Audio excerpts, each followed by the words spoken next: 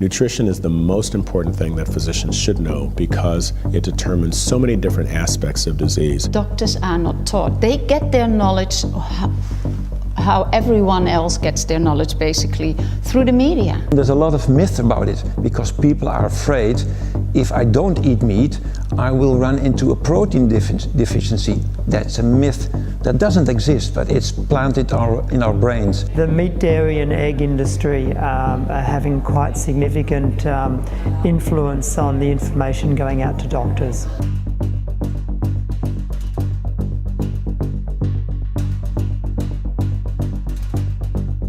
Nutrition is important for medical doctors because many of our chronic diseases are related to nutrition. Doctors don't know about us, and we didn't know about us until 6 years ago because nutrition is hardly taught in medical schools around the world. So you spend 4, 5, 6 years in medical school to learn all the other things. It's a big topic. And nutrition is only taught for a few hours. In order to become a cardiologist, for example, one has to go to college, medical school, an internal medicine residency, and then do a cardiology fellowship. Throughout every aspect of that training, we get very little, if any, nutrition training. Nutrition, or bad nutrition, is behind so many of the chronic diseases that we treat. Nutrition is, in my view, essential for medical doctors to include in their practice, in their treatment of patients, because with nutrition, we are able to influence chronic diseases in a very positive way. Nutrition is the most important thing that physicians should know because it determines so many different aspects of disease. When you look at the Western world, we live longer than ever, but also the chronic diseases are still increasing. Type 2 diabetes is thriving in the world. Cancer is increasing. Many of these chronic diseases can be stopped or even reversed.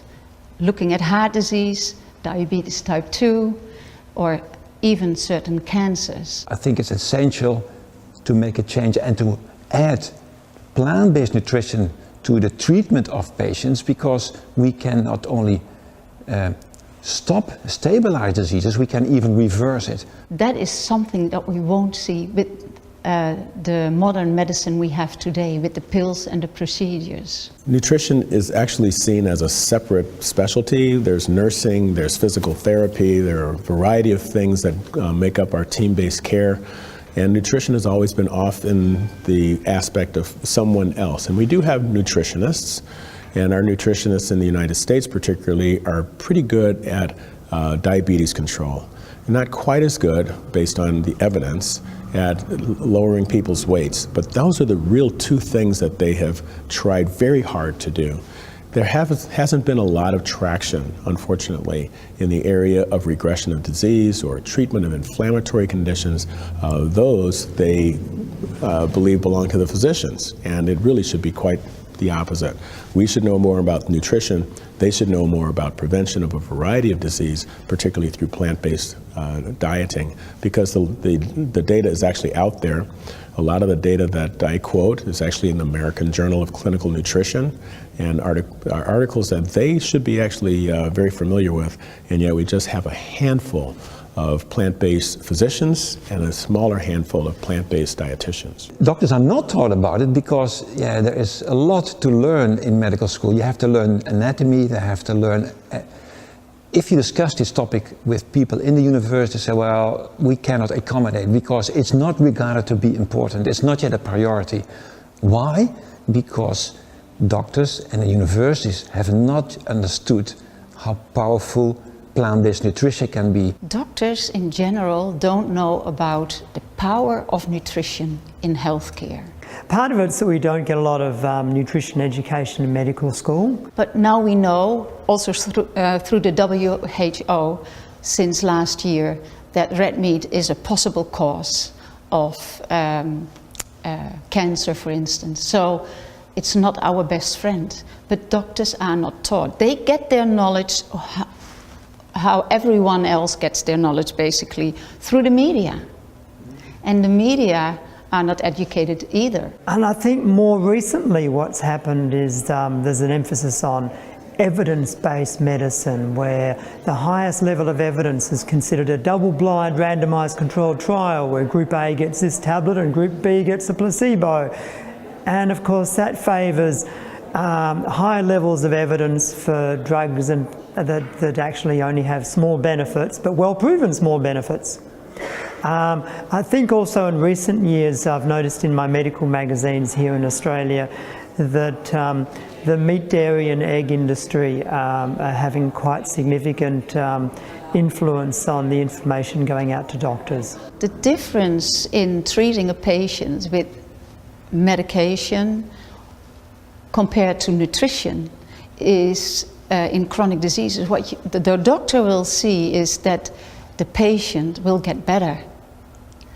And for instance, if there is hypertension, the doctor will have to lower medication and eventually stop. And diabetes type 2, even when people have been for years on diabetes medication, if they are really adherent to a whole food plant-based diet, the doctor can eventually usually bring down medication and in many cases stop. So that makes that's for the patient, of course, an enormous. It's also that they don't have the side effects of medication, and also that their whole chronic disease will not progress any further. For instance, with diabetes, there are so many complications. Heart disease is the biggest one, but also blindness or kidney disease. Imagine that you stay away from all of that. There are a few conditions, and particularly in cardiology, that you're born with it. Congenital heart disease, there's something there's nothing you can do about it. There are cholesterol conditions such as familial hyperlipidemia, and if you have those genes, you're going to have a difficult time with cholesterol management. But for the most part, I would say a good 95% at least of what we do are degenerative conditions that actually occur because of what we eat. So it's fantastic for the patient, but imagine what it would be for the doctor as well. Most of us became doctors because we want to heal. We want to treat diseases so patients can live a perfectly happy life. And with a lot of the chronic diseases, that's not the case, because we are proud of the fact that we live longer, but we live many more years probably in misery due to a lot of chronic diseases. So doctors can experience firsthand that patients get well and they feel great about it. Having a whole foods plant-based diet in your sort of medical toolkit or armamentarium of medical treatments, I guess would give you a treatment option that was actually going to get people better, because it was going to be taking away some of the causes. And so rather than just giving someone their blood pressure or diabetes tablet and gradually watching them get worse over the years, albeit more slowly if you treat them well and manage their disease well, you'd actually see some of them get better. And that would also be good for the doctor as well, because we'd actually be able to feel good that our patients were getting better. As a doctor, you want to heal patients. And with chronic diseases, that's basically not possible. They will tell the patient, these are the medications you have and you will have to use them for the rest of your life. Wow, that's quite a sentence, isn't it?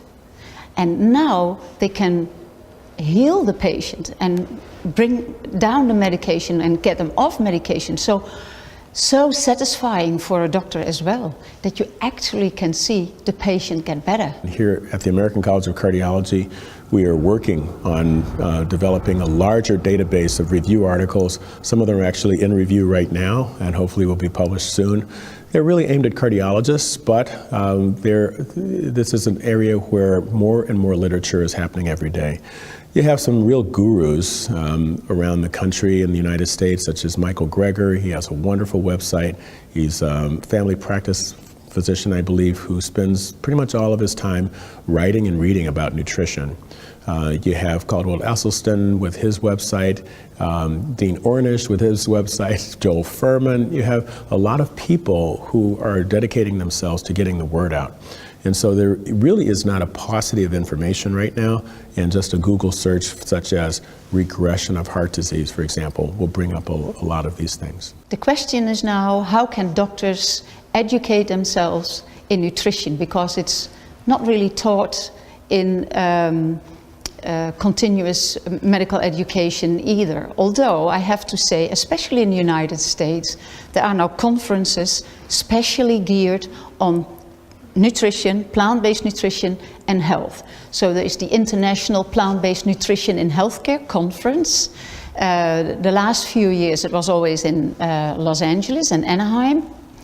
But there are a lot of other plant-based nutrition conferences. PCRM, which is the Physicians Committee for Responsible Medicine in Washington, D.C., also every year has a nutrition conference. And so that's a good way, of course, to start and to get a little bit an idea. How can you educate yourself more about plant-based nutrition as a doctor? There are 2 books I could recommend. This is easy to read. That is the so-called China study, which was a study done in rural China. The conclusion of this book is the more plant-based food people would eat in rural China, the less prone they were to chronic diseases. Very easy to read and very compelling.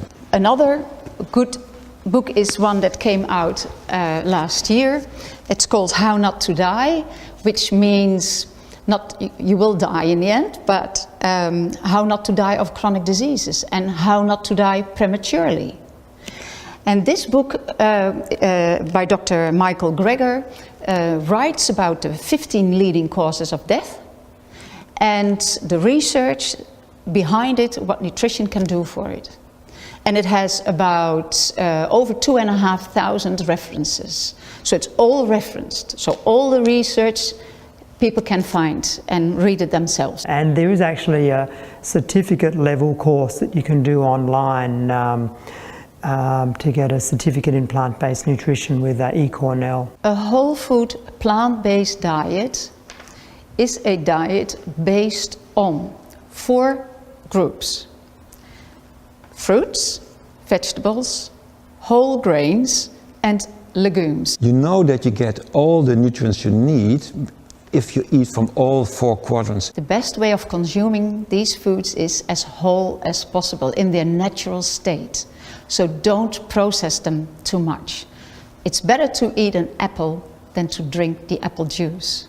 So we get also all the fiber and all the nutrients that come with them. The only thing you would need to supplement is vitamin B12. But if you eat balanced from this so-called power plate, that's the core, that's the secret of whole food plant-based nutrition. There's no need for meat for iron or dairy for calcium. And as for protein, yes, my giant morning bowl of porridge actually meets the Australian Institute of Sport athletes post-training protein requirement of 20 grams plus. What is also a pleasant side effect of this diet, the food is rich in nutrients and very low in calories. Most of the typical Western food is the other way around. You have a lot of calories and hardly any nutrition. I always tell folks that they need to supplement 2 things when they're doing a completely plant-based diet. Number 1 is B12. And why is that? Because if you're eating animals that eat dirty vegetables. If you eat dirty vegetables, you're going to get B12. It comes from the soil. If you're a human and you're a vegetarian, you're probably going to wash your vegetables, and so you're not getting that B12. So just take a B12 supplement. Don't eat the animals who ate them. That doesn't make sense. The other thing that you have to supplement is the retirement income, because you're going to live longer. So those are the 2 things I warn people. The other nutrients are actually all there, pretty much. I mean, people will argue about some very arguable things like, oh, you've got to have omega-3 fatty acids. Well, first of all, there are vegetable sources of omega-3s. Point A and point B is that in cardiology, all of our omega-3 fatty acid trials, it'll prevent heart attack, it'll prevent stroke, it'll reduce rhythm disturbances. They all blew up, they were negative. And so that's happened with pretty much every supplement in cardiology. Vitamin C, vitamin A, notable for the fact that it increased, if the patients were in the smoking group, it increased the lung cancer rate. So we really don't recommend vitamin A in smoking.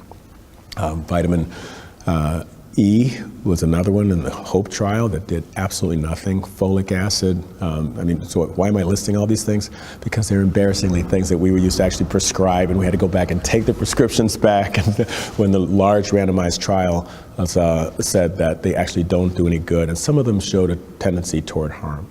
So in terms of micronutrients, if a person is eating a whole food plant-based diet, with or without the veggie burgers and the processed soy and the processed stuff, that I don't see the data. I see a lot of opinions, a lot more heat than light. Okay, if you know what I mean. If you're eating that sort of diet, you're pretty much getting everything, and just watch the B12. In general, people are a little bit scared if you talk about whole food plant-based diet and eliminating all the animal products, because they are afraid that they might miss out on certain nutrients. And I understand, because generations have been brought up that we need meat and we need dairy. We need meat, the protein and the iron from meat, and we need from dairy the calcium. But think about it. How did it get in the animals in the first place?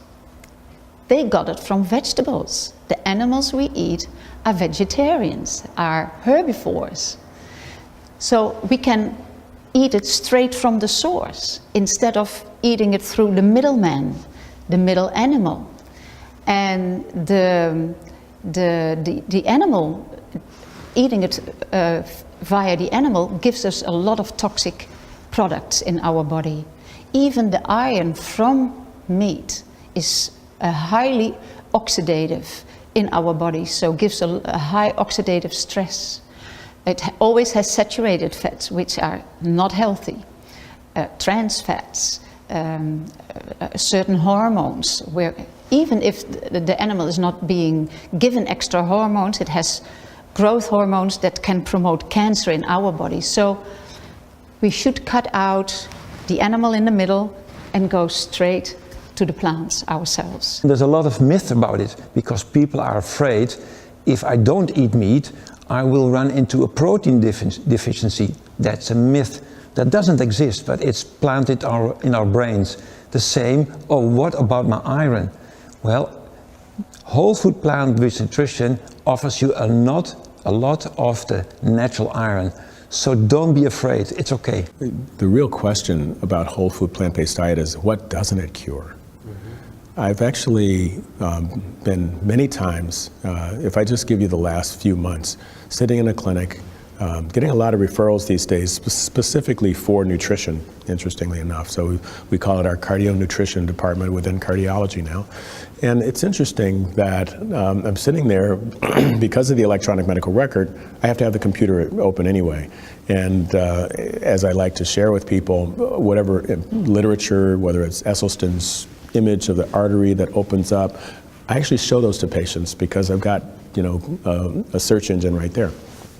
Well, I've had the experience of having patients sit there and ask, well, I also have multiple sclerosis, ulcerative colitis, diabetic neuropathy. These are ones where, and I actually would type the word diabetic neuropathy, vegan diet, and an article comes up. Invariably, these conditions actually have some data, and that particular one, it was just dramatic improvement that occurred. It's actually done, that study was done by Neil Barnard in the United States, another sort of plant-based guru. Then you've, for the ulcerative colitis one, a real randomized trial was done and showed that you have 0% recurrences in the first year and 10% in the second year. There's no medication that could come close to matching that. So I'm really wondering at this point, everyone knows if they're in the tennis world, about the inflammatory condition of lupus and Sjogren's syndrome, because Venus Williams had Sjogren's syndrome and wasn't able to play, and then they put her on the steroids and her joints would feel better, but then she couldn't really practice as well, and someone asked her to try a vegan diet, and she's back playing, and she's 36 or 37. She played really well yesterday. One of the problems with the Western diet, the food contributes to what we call chronic inflammation. That means chronic irritation in your body, and that is probably one of the root causes of the chronic illnesses we have discussed before. You reverse that process because the nutrients in plants are rich in cancer-fighting properties. They have anti-aging properties, and the list goes on and on. Bottom line is, I think we have some literature on a variety, particularly inflammatory conditions, where it seems to make sense, because we do know that C-reactive protein, an inflammatory marker in the body, does go down, cholesterol goes down.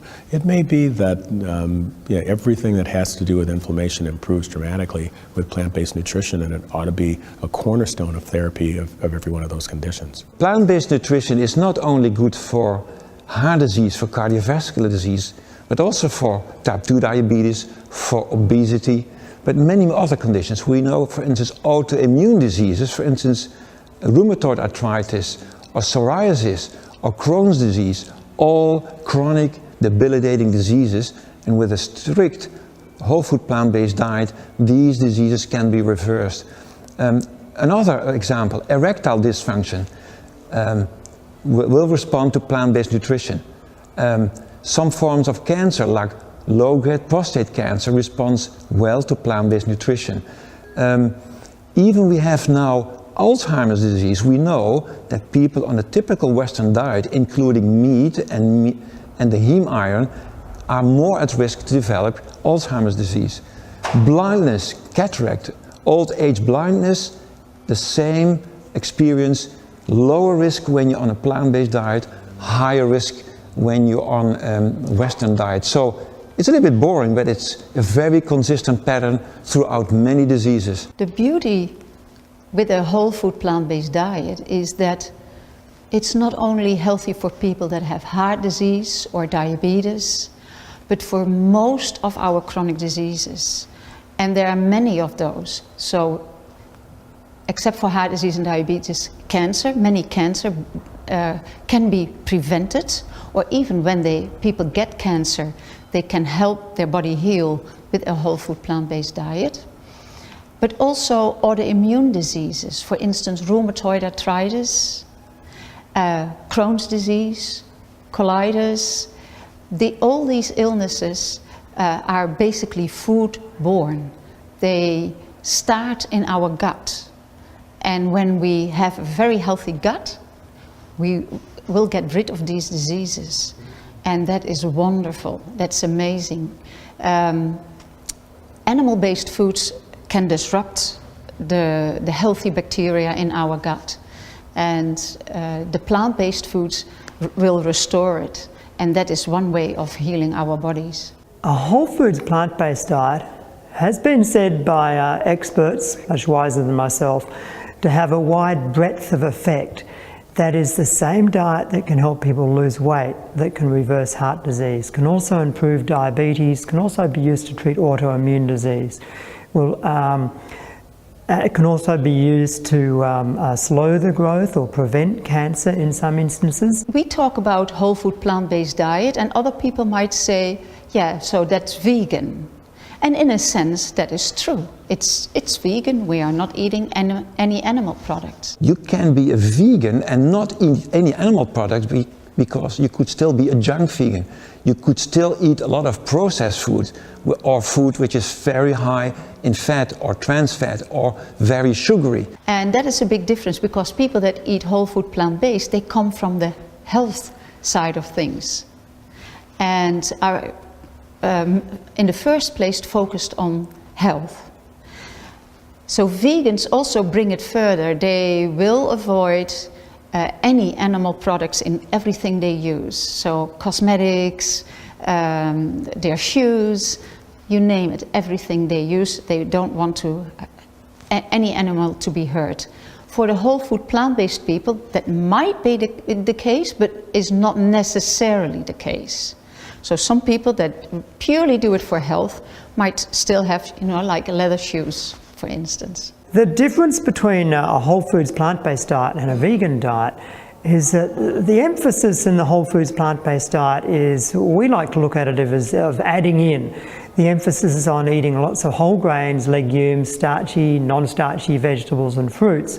Whereas a vegan diet can include, and often does include, highly processed food like vegetable oils and refined grains, and processed food like vegan meats and vegan cheese.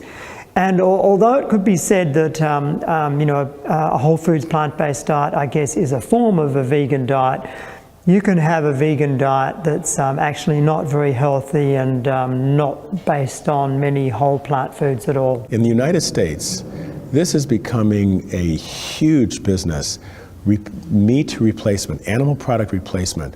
And so every few months, as I'm showing my patients something that they could use instead of whatever their favorite toxic animal product is, and I've actually had incredible success going to a search engine, type in vegan blank whatever, okay? And I've struck out 3 times. One woman wanted bison, a guy wanted armadillo, and a person wanted possum. There are no vegan possum products, but if you go with mainstream American diet, you can get almost everything completely replaced. Chicken is probably the biggest product, just the number of things and the number of plants that can be turned into chicken. And it's everything from mushroom protein to whole grain to soy to so I'm not actually sure I know what Gardein protein is. I think it's chickpeas perhaps, but they, multiple brands, and you can get, it sounds a little bit like that Forrest Gump movie, when he was talking about the shrimp. You really can get chicken nuggets, chicken breasts, chicken patties, chicken legs, you can get chicken anything in most grocery stores.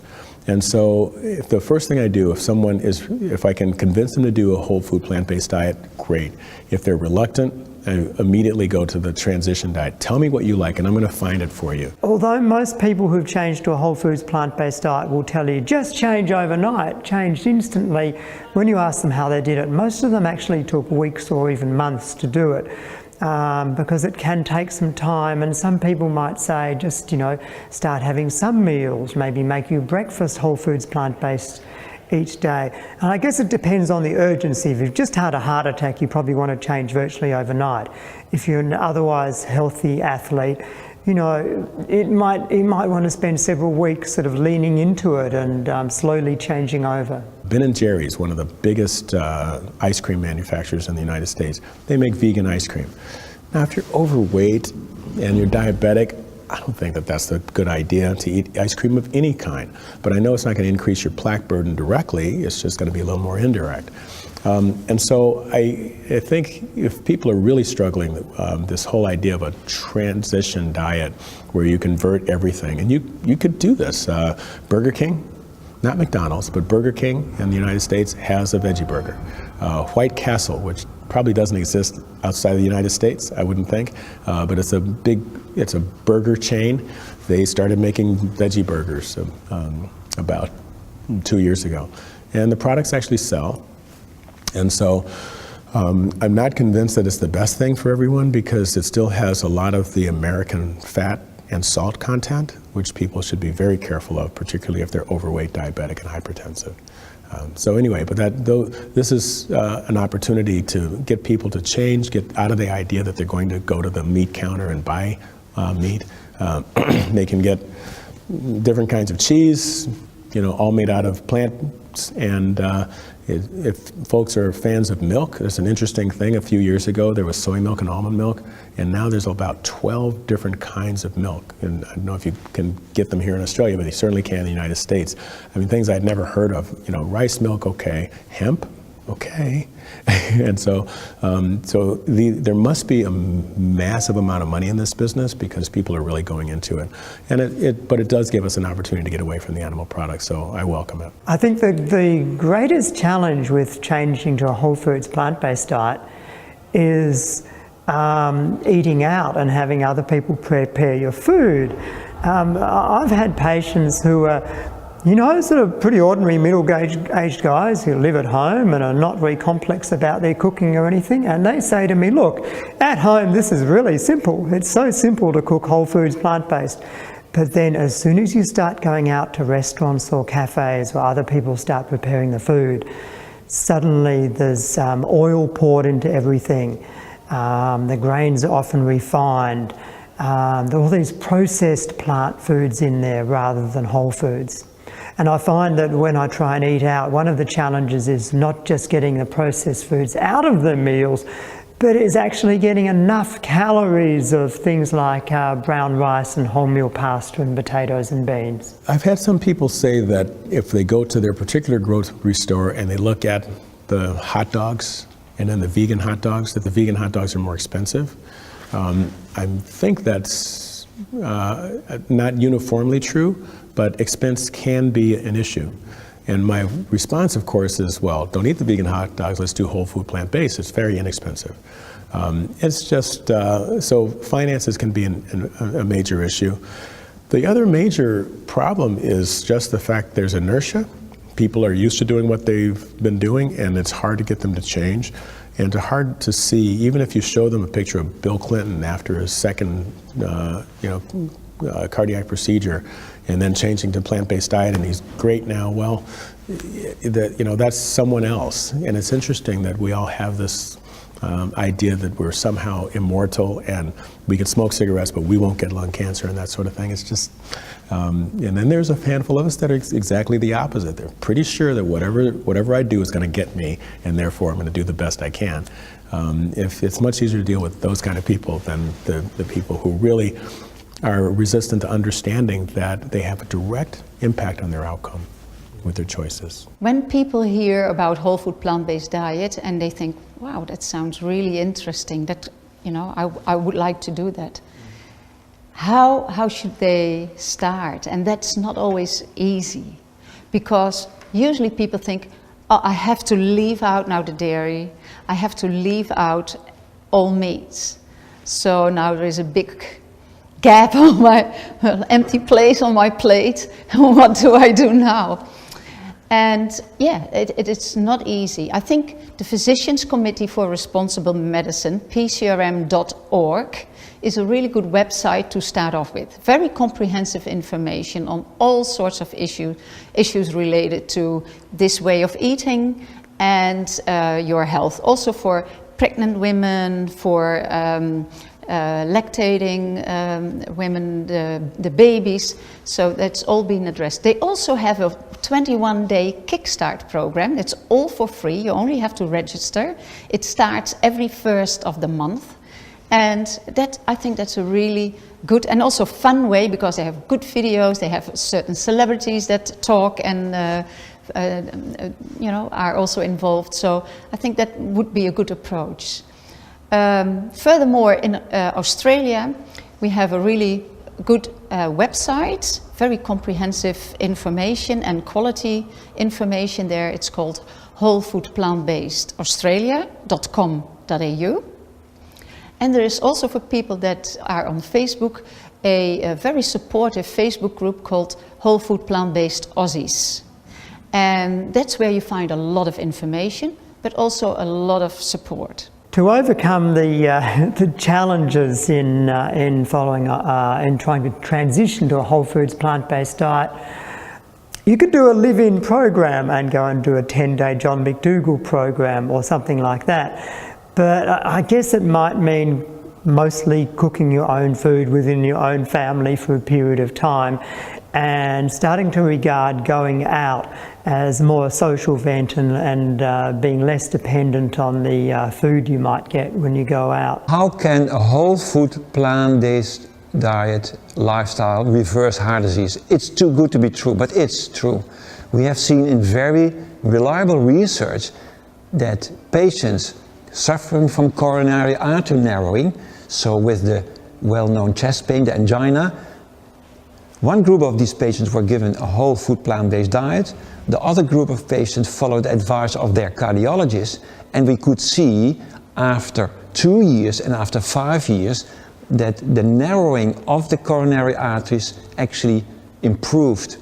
We could also demonstrate in those patients that they had significantly less chest pain and had significantly less cardiac events. And this is amazing because with all the cholesterol lowering drugs, with all the procedures, with the angioplasties, we can sometimes stabilize disease, but we cannot reverse it. And I don't know of any other diet so far but whole food plant-based nutrition where this was demonstrated in very solid research. A whole food plant-based diet can reverse heart disease, and we have seen that with angiograms and certain scans that can see how the heart muscle is being oxygenated, gets its blood before the start of going on a plant-based diet and afterwards. But now, how does that work? Why does that happen? I think we have to realize that all these chronic diseases, including heart disease, is a chronic inflammation disease. And because of the high fats, for instance, but it's not only saturated fat and cholesterol, there are other factors as well that comes with animal products. The heme iron, for instance, so the blood iron, and also products are being produced by through our gut bacteria, and then the liver. It's called TMAO. It's highly atherogenic, so that means that it damages the artery walls. When we take away these inflammatory components from our diet, then the body gets the opportunity to heal and starts just cleaning out the garbage, basically. So now, because if you keep eating this, it's breakfast, lunch, dinner, you know, every time we are hurting our bodies with every meal. When we stop doing that, then the body gets the chance to start healing.